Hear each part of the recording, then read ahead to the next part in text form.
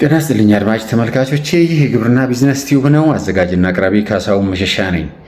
እንግዲህ ቀደም ባሉት ጊዜያት ከለቀኳቸው ቪዲዮዎች ወዲህ በመሃል የተወሰነ ጋፕ ተፈጥሯል። እሱም ምንድነው ፐርሰናል በሆነና ያው ከስራ ጋር በተያያዙ ችግሮች ነው። ይህን ይቅርታ እጠይቃለሁ። እንግዲህ በዛሬ በሌላ ቀጣይ በሆነ ዝግጅት ቀርብ ያለው ይህም ማር ማጣራት ወይም ማር ማውጣት መቁረጥ እና ማጣራት በሚለው ቀጣይነት ባለው ዝግጅት ላይ ያው ይህም አንድ አካል ሆኖ ያገለግላችሁ ዘንድ ይዤ ቀርብ ያለው ማለት ነው። እንግዲህ ከአብዛኛው ከምዕራብ እስከ ምስራቅ ከሰሜን እስከ ደቡብ ጫፍ ድረስ ያላችሁ ኢትዮጵያውያን አድሬስ እንዳደረግኩ ተስፋ አደርጋለሁ።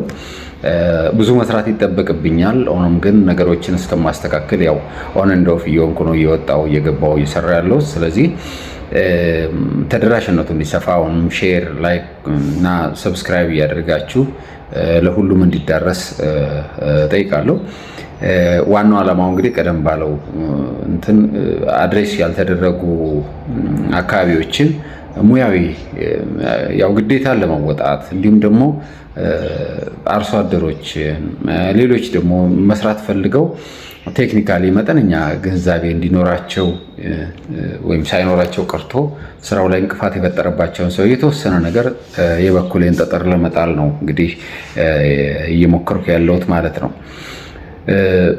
ሌላው ምንድነው እንግዲህ አንድ ማሰብ ያለብን የንብ እርባታ ቢዝነስ ስናስብ አንዱና ዋናው የመጀመሪያው ዓላማው ምንድነው?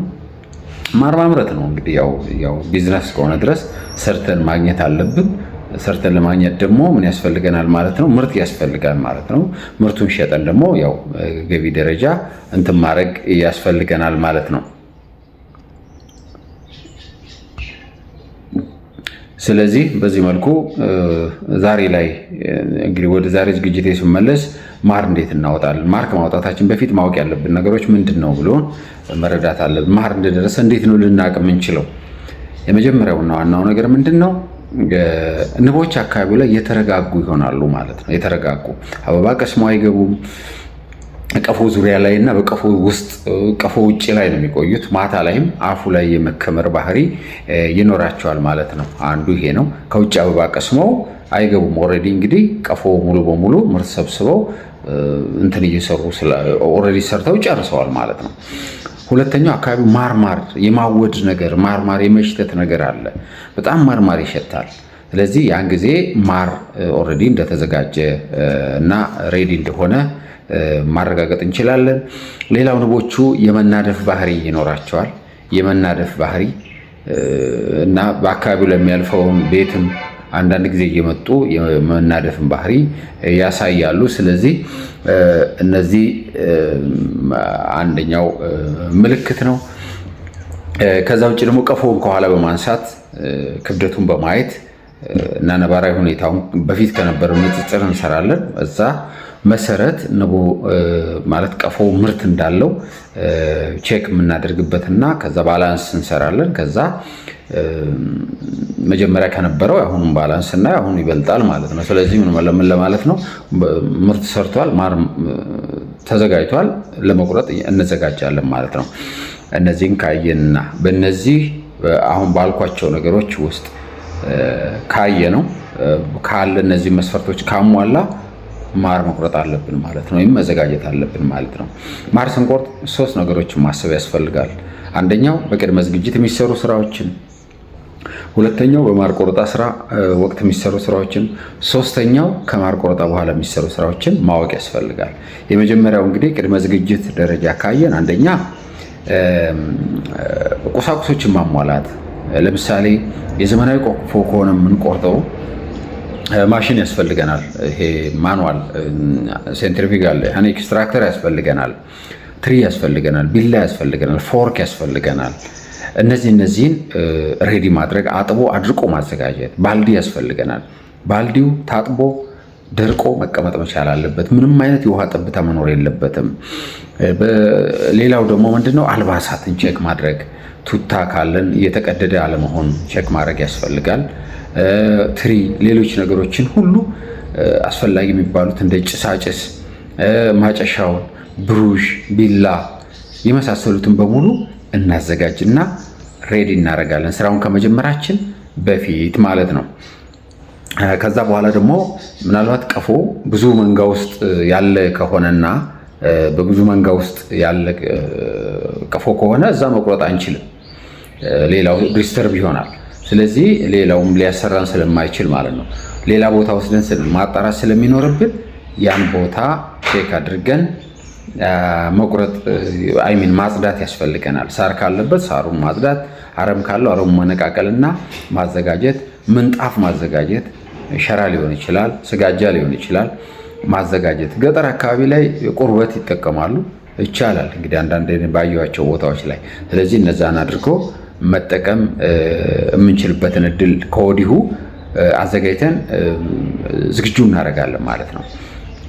ይሄ ካዘጋጀን በኋላ አሁን ወዴት እንሄዳለን? ሁለተኛው እንሄዳለን ማለት ነው። ወደ ቆረጣው እንሄዳለን። ቆረጣ ስንሄድ የመጀመሪያው ስራችን ምንድነው? ቀፎውን አንስተን ወደ ሌላ ቦታ መቁረጫ ቦታ ላይ አንጥፈን እዛ ቦታ ላይ መውሰድ ነው። እሱን ከወሰድን በኋላ ማጨስ አለብን። 1 2 3 ጭሶች እናጭስና በሩን እንዘጋለን። የዘመናዊ ከሆነ የባህላዊ ከሆነ ቀጥታ ጭሰን በሩን ብቻ አላቀን ቆረጣ መጀመር ነው። ቆረጣውን ባህላዊ ላይ መጠንቀቅ ያለብን ምንድነው? ቢላው ቆልማማ ቢላ ቢሆን ይመረጣል። እንደዚህ ኦቫል ሼፕ ስለሆነ ስንቆርጠው ከላይ የተንጠለጠለው ከስር እየደቀን እንደዚህ የምንቆርጥበት እድል ስላለ እዛ ላይ ጥንቃቄ ያስፈልጋል ማለት ነው። የሽግግር ቀፎ ከሆነ ደግሞ ማንሳት ነው። እንደዚህ ከላይ እየቆረጠ እየለየ ማንሳት፣ በባልዲ ውስጥ ማከማቸት ነው። የዘመናዊ ቀፎ ከሆነ ግን የሚለየው ምንድነው? እያንዳንዱ ፍሬም መውጣት መቻል አለበት። ስለዚህ የዘመናዊ ቀፎ በአፉ ከታች ይጨስበታል። ከተጨሰበት በኋላ እንዘጋዋለን። ዲስተርብ ይሆናል። ጭስ እንግዲህ አንዱ ዓላማው ምንድነው? ንቦች እንዳይናበቡ ማድረግ ነው።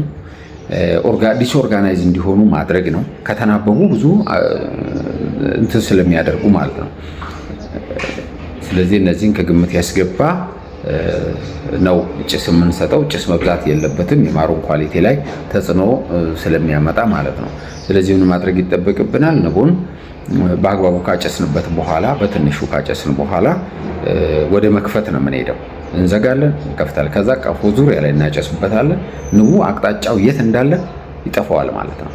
ከተቻለ የግል ልምዴን የምነግራችሁ ምንድነው? ከፊት ለፊት ላይ እልፍ አድርጌ አቅጣጫው ወደ ሌላ ቦታ አድርጌ ባትሪ ያበራና እቃ ላይ ያደርገዋለሁ፣ ወይ ሰፌድ ላይ ወይ ትሪ ላይ ያደርገዋለሁ፣ ወይ ቁና ላይ ያደርገዋለሁ፣ ወይም ደግሞ ሌላ ነገር ላይ ያደርገዋለሁ መሬት እንዳይሆን። ከዛ ንቡ ኢሚዲየትሊ የተዘጋውን በር ስከፍተው ቀጥታ ብርሃኑን ስለሚያይ በጣም አግሬሲቭ ሆኖ የወጣው ንብ እዛ ነው የሚሄደው። ስለዚህ እሱን ይከብና እዛው ላይ መከመር ይጀምራል። ሲመለስ እኔ ከፍቼ ጨርሼ የተወሰነ አጭሼ እንጀራ 2-3 እንጀራ አውጥቻለሁ።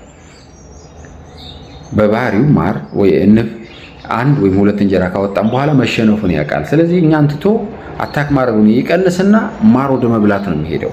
ስለዚህ በምንሰራ ሰዓት አትሊስት 2 ሰው ያስፈልጋል፣ ቆራጮና ተቀባዩ ማለት ነው። ቢቻል ከዛ በላይ 3 ቢሆን ስራውን ያቀላጥፋል።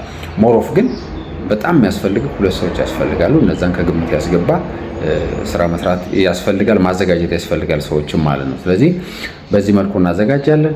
ከዛ በኋላ ቶሎ ቶሎ እየቆረጥን እያንዳንዱን ካዘጋጀን ሳጥን ውስጥ እንጨምርና ኢሚዲየትሊ ወደ ቤት እንዲሄድ ነው፣ ቅዝቃዜ ላይ እንዳይቆይ። ምክንያቱም ማሩ ከቀፎ እንደወጣ ሞቃት ነው፣ ቶሎ መጣራት አለበት በዛ ሰዓት፣ ምናልባት ነገሮች ካልፈቀዱና ካላሳደር ነው በስተቀር ማለት ነው። ስለዚህ በዛ መልኩ ቶሎ እናጣራለን። ካጣራን በኋላ እየቆረጥን እናከማቻለን። ሳጥን ውስጥ በየሳጥኑ እናከማቸዋለን። ከዛ በኋላ ቆርጠን ካጠናቀቅን በኋላ ክዳኑን መልሰን ከድነን ልብሳችንን አስተካክለን አውልቀን የሚሰራ ሰው ከሌለ አራግፈን ሄደን እንሰራለን ማለት ነው። እዛ ቦታ ላይ ካጣራን በኋላ መልሰን ፍሬሙን በሳጥን አድርገን መልሰን እንደርባለን። ያን የሆኑ ማታ ማለት ነው። ይሄ ነው የሚሰራው ስራ። ከዛ ውጪ ምንድነው ምናልባት አሁን አንዱና ትልቁ እንደ ችግር ተደርጎ የሚወሰደው በከፈታ ሰዓት አንደርስታንዲንጉ ከሌለ እንደ ባህላዊ ቀፎና እንደ ችግር ቀላል አይደለም። የዘመናዊ ቀፎ በጣም ያስቸግራል፣ እንደምንለውም ቀላል አይደለም። ስለዚህ 2 መሮ ወይም ደግሞ ጠንካራ ብረት ነገር አድርገን ማንሳት፣ በአራቱም ሳይድ ማንሳት አለብን። ተራ በተራ እያነሳ ነው ከዛ ነው የሚለቀው እንጂ እጅግ በጣም አጠንክረው ነው የሚሰሩት። ስለዚህ ያንን ጥንቃቄ ልናደርግ ያስፈልጋል ማለት ነው። እንዳይፈለጥ ቀፎ ወይም ደግሞ እንዳይወላልቅ መጠንቀቅ ያስፈልጋል። እያንዳንዱን ፍሬም እንግዲህ እያወጣን ቼክ እያደረግን እናወጣለን ማለት ነው። ይሄን ካደረግን በኋላ ወደ ማጣራቱ ቆረጣው ይሄን ይመስላል። የዘመናዊ ቀፎ የሽግግር ወይም የባህላዊ ቀፎ ከሆነ ግን ምንድነው ልናደርግ የምንችለው? መደዳውን ነው የምንቆርጠው። የሽግግር ቀፎ እያየን እጩንና ድልህ ተብሎ የሚቀመጠውን ነገር ለብቻ እናስቀምጣለን፣ እዛውን ተውለታለን። ማሩን ብቻ ማውጣት ያስችለናል ቴክኖሎጂው ማለት ነው። የባህላዊ ከሆነ ግን ምንም አማራጭ የለንም። ምን ማድረግ አለብን? እስከ መጨረሻው ድረስ እየቆረጥን መሄድ ነው። ከዛ ከቆረጥን በኋላ እጭም ይሁን ድልህም ይሁን ማርም ይሁን ቅይጥም ይሁን ያንን እንወስድና መጨረሻ ላይ ነው የሚሰራው ማለት ነው። እንግዲህ ቆረጣው ይህን ይመስላል። ይሄን ከጨረሰን በኋላ ምናልባት በቆረጣ ሰዓት አንድ የዘነጋሁት ነገር ምንድነው? ስንቆርጥ እግራችንን ማወዛወዝና ማወራጨት የለብንም። ኦልሬዲ አልባሳታችንን በአግባቡ መልበስ ያስፈልጋል። በአግባቡ መልበሳችንን ቼክ ሳናደርግ ወደ ቆረጣ መግባት የለብንም። እሱ ካዘጋጀን በኋላ በጣም ተጠንቅቀን ለብሰን ከዛ በኋላ ንቡ እግራችንን አካላችን በሙሉ ስለሚወረን መሬት ሁሉ ስለሚወረር እግራችንን ወደ ማወራጨት የለብንም። አንድ ቦታ ቆመን ነው መቁረጥ ያለብን። ስለዚህ በጣም ብዙ ሺህ ንቦችን ነው ልንገል የምንችለው። ለዚህ ነው ብዙ ጊዜ ባህላዊ ቀፎ ከተቆረጠ በኋላ ሪጀነሬት አያደርግም ቶሎ። ምክንያቱም ብዙ ሰራተኛ ንብ እዛ ያልቅበታል። መልሶ ያን ሰራተኛ ንብ ለመተካት ደግሞ አበባ ያስፈልገዋል። እኛ ምናልባት እንግዲህ ማር የሚቆረጠው የመጨረሻው የአበባ ሰዓት ላይ ነው። ስለዚህ ራሱን ጀነሬት የሚያደርግበት ሪጀነሬት የሚያደርግበት ወይም ሪፕሮዲውስ የሚያደርግበት እድል የለውም። ስለዚህ ቦና ይከተላል። የንብ ጥላቶች አሉ። ለተለያየ ነገር ይጋለጥና ንቡ እስከ መሰደድ ይሄዳል። ስለዚህ ጥንቃቄ ያስፈልጋል። ማር በምንቆርጥ ሰዓት ንቡ ነገ የኛ ሀብት መሆኑንም ኮንሲደር ማድረግ አለብን ማለት ነው። አለበለዚያ ግን ማሩን ብቻ የምንመለከትና ንቡን ከግምት ማናስገባው ከሆነ ጥፋት ነው የሚከተለው። ሌላው ጭስና ጭስ የተመጠነ ጭስ ነው መጠቀም ያለብን። ሁለት ከዛ በላይ ብሩሽ ቢኖረን ጥሩ ነው። ምክንያቱም ማር በምንጠርግ ሰዓት ብሩሹ ቶሎ ማር ይነካል፣ ይጣበቃል። በዛ ሰዓት ማሩን ይልቀልቅብናል። ስለዚህ ብሩሽ መቀየር አለብን። ስለዚህ ያን ስንጠቀም ደግሞ ምንድነው ንቡን የማራገፍ ስራ ነው የምንሰራው እንጂ በእያንዳንዱ ቦታ ላይ እንትን ካልነው አንዱ ትልቁ ችግር የማር ችግር ምንድነው? ያገኘውን ነገር ሽታ ነገር ወደ ራሱ አብዞርብ ያደርጋል። ስለዚህ ጭሱን ይዞ ይቆይና ጭሱን ምን ያደርገዋል ማለት ነው? የማሩን ኳሊቲ ይቀንሰዋል ማለት ነው። እና ማሩ ጥፍጥናውን ሳይሆን ሽታውን ይቀንሰዋል ማለት ነው። በቆየ ሰዓት ደግሞ ለመበላሸት እድል ይሰጠዋል። አጠቃላይ ቆረጣው ይሄን ይመስላል። ሶስተኛና የመጨረሻው ከቆረጣ በኋላ ምን መስራት አለብን የሚለውን ለማየት ሞክራለሁ። አንደኛውና ዋናው ምንድነው? የተቆረጡ ፍሬሞችን ወይም ከላያቸው ያጣራናቸው ፍሬሞች ወደ ቀፎ ወደ ነበረበት መልሰን ንቡ መልሶ እንዲልሰውና እንዲያጸዳው ማድረግ ያስፈልጋል ማለት ነው። ሁለተኛ የባህላዊ ቀፎ ከሆነ ደግሞ ጠራርገን ንቡን ወደዛ ለተወሰነ ደቂቃ እንጠብቀውና ከገባ በኋላ መልሰን እዛው ቦታው ላይ እንወስዳለን። የዘመናዊንም የሽግሩን በተመሳሳይ እዛው ቦታው መጀመሪያ ያነሳንበት ቦታ ላይ እንመልሰዋለን፣ ማታውኑ ማለት ነው። ከዛ በኋላ ማጣራት ስንጀምር ማሩን በሶስት እንከፍላለን። ሙሉ በሙሉ የለቀለቀ፣ በግማሽ የለቀለቀ፣ ያለቀለቀ ብለን እንከፍላለን። የለቀለቀውን በመጀመሪያ እናጣራለን። በመጀመሪያ ካጣራና ካጸዳን በኋላ በልዩ ዕቃ ለብቻው እናስቀምጣለን። በመካከለኛ የለቀለቀውንም በተመሳሳይ እናስቀምጣለን። በሶስተኛ ያለቀለቀው ካለ ለብቻ ነው የምናደርገው። ምክንያቱም ይሄ ማቹሬሽን ታይሙን ያልጨረሰ ስለሆነ ፈርመንት ያደርጋል። ፈርዘር ፈርመንቴሽን አለው። ስለዚህ ማሩ ወደ ሾምጣራነት ስለሚቀየር የመኩረፍረፍ ባህሪ ይኖረዋል። ገበያ ላይም ስንሄድ ለሰውም ስንበላው የማቃጠል ባህሪ ይኖረዋል። ማሩ እየቀጠነ ነው የሚሄደው፣ እየወፈረ አይሄድም። ስለዚህ ተጽዕኖ ስለሚያመጣ ገበያም ላይ ደንበኞቻችንም ላይ ተመጋቢም ላይ ተጽዕኖ ስለሚኖረው ያልበሰለ ወይም ያልተለቀለቀ ማር ማለት ነው። ያልበሰለ ማር ማለት ያልተለቀለቀ ማር ማለት ነው። ስለዚህ ለብቻ ማስቀመጥ ይጠበቅብናል። ለብቻ እናደርጋለን። ስንሸጠውም ቶሎ ብለን የምንሸጠው ከሆነ መሸጥ ነው። ኮንሳምፕሽንም ከሆነ ቶሎ መጠቀም ያስፈልጋል። ማቆየት የለብንም። በቆየ ቁጥር ፈርመንቴሽኑ እንትን ይሆናል፣ አክቲቬት ስለሚሆን ማሩ ምን ይሆናል ማለት ነው? እየቀጠነ ይሄድና ወደ አልኮልነት ይቀየራል። ከዛ ለጥቅም አይውልም። በጣም ያቃጥላል ሲበላም ማለት ነው። መልኩ ሁሉ ይቀያየራል።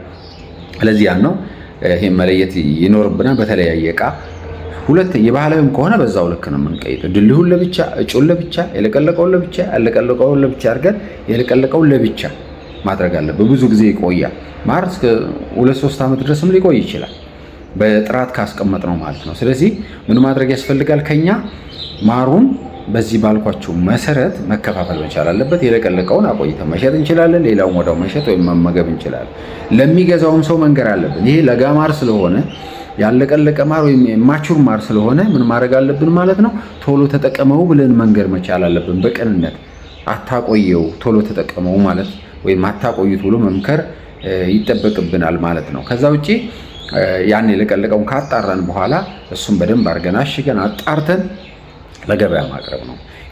የሽግግርና የባህላዊ ቀፎ ከሆነ ደግሞ ምንድነው ማጣሪያ ስለማይገባ ባልዲ ላይ በንጹህ በደንብ ታጥበን ራሳችንን እንትን ካደረግን በኋላ በባልዲ በንጹህ እንጨት በደንብ አማስለን በደንብ አድርገን ማዋሃድ መቻል አለብን። ከነገጋው በደንብ አድርገን የለቀለቀውን ለብቻው ያለቀለቀውን እንደዛው ማለት ነው፣ ለብቻ። ከዛ በኋላ አንድ ቀን ወይም 2 ቀን ቆይተን ተመልሰን ስንመጣ ሰፈፉ ከላይ ነው፣ ማሩ ከስር ነው። ስለዚህ ቀስ ብለን ሰፈፉን ከላው አንስተን ማሩን እየቀዳን ለገበያ ማቅረብ እንችላለን ማለት ነው። እና በአጠቃላይ ይሄን ይመስላል። በምናሽግበትም ሰዓት ምን ማድረግ መቻል አለብን? ማሩን መነካካት የለብንም። እጃችን መቆሸሽ የለበት። ጥፍራችን ተቆርጦ የተስተካከለ መሆን መቻል አለበት። ቆሻሻ እንዳይኖረው። እቃው ደረቅ መሆን አለበት። ታጥቦ በደንብ የደረቀ መሆን መቻል አለበት። ሽታ ካለባቸው አካባቢዎች ማራቅ አለብን። ለምሳሌ ሽቶ፣ ዶድራንት፣ ሰንደል፣ የተለያዩ ነገሮች በምናጨስ ሰዓት ማሩ ክፍት ከሆነ አብዞርብ ያደርገዋል። ስለዚህ ጣዕሙ ይለወጣል እና በዚህ መልኩ ለገበያ አጣርተን ማቅረብ እንችላለን። አቆይተንም መሸጥ የምንችልበት እድል አለ ማለት ነው። እንግዲህ ከዛ ውጪ ንቡን እንግዲህ ኦልሬዲ መልሰን ጨርሰናል። መንከባከብ ያስፈልጋል። በጋው የሚቀጥል ከሆነ በጋው የሚቀጥልና ንቡ ምናልባት ያን ሁለት ተደራቢ ከሆነ ሁለቱን ተደራቢ መሙላት ስለማይችል ከተወሰነ ከአንድ 15 ቀን በኋላ አንደኛውንም ወይ ሁለተኛውን እንደየ አካባቢ ሁኔታ ማንሳትና በሸራ ጠቅሎ ማስቀመጥ ያስፈልጋል። ከነ እንጀራው በሸራ ጠቅለን እናስቀምጥና ልክ አበባ ሲኖር ደግሞ መልሰን እንደርበዋለን ማለት ነው። ይሄ መዘንጋት የለበትም። የዘመናዊና ሽግግር ቀፎ ከሆነ ግን ምንም ችግር የለውም፣ ወስደን ማስቀመጥ ነው ማለት ነው። እና በዚህ መልኩ መስራትና ለገበያ ማቅረብ ወይም ምርታችንን ማድረግ ያስፈልጋል። አንዳንድ ሰዎች እየጠየቃችሁ ያላችሁበት ሁኔታ ስላለ ማለት ነው። እና በዚህ መልኩ ማከናወን እንችላለን እያልኩኝ ላይክ፣ ሼር እና ሰብስክራይብ እንዳይረሳ ለሁሉም ተደራሽና እንዲሆን ማለት ነው። ስለዚህ የዛሬ ዝግጅቴን እዚህ ላይ አጠናቅቃለሁ። አመሰግናለሁ።